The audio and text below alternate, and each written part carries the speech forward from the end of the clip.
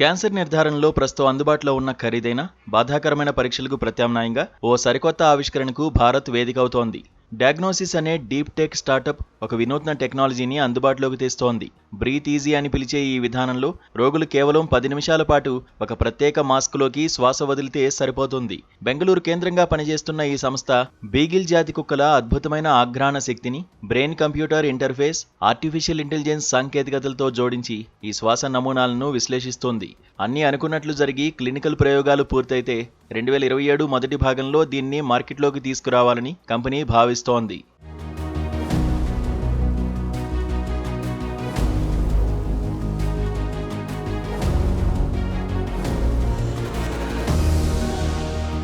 Cancer కణాలు విడుదల చేసే ప్రత్యేక రసాయనాలను శ్వాస ద్వారా పసిగట్టడంలో కుక్కలు ఎంతో కీలక పాత్ర పోషిస్తాయి.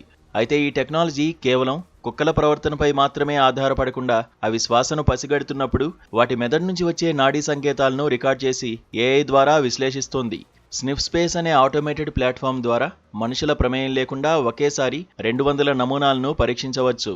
అయితే ఇది క్యాన్సర్ను పూర్తిగా నిర్ధారించే పరీక్ష కాదని, ప్రాథమికంగా ముప్పు ఉన్న వారిని గుర్తించి బయాప్సీ లేదా స్కాన్ల కోసం ఆసుపత్రులకు పంపే ఒక స్క్రీనింగ్ సాధనం మాత్రమేనని సంస్థ స్పష్టం చేసింది.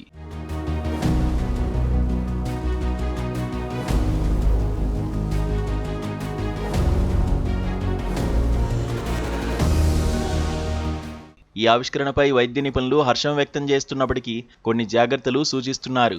ముఖ్యంగా గ్రామీణ ప్రాంతాల్లో మొబైల్ వ్యాన్ల ద్వారా శ్వాస నమూనాలు సేకరించి ప్రాథమిక స్క్రీనింగ్ చేయడానికి ఇది బాగా ఉపయోగపడుతుందని నిపుణులు అంటున్నారు.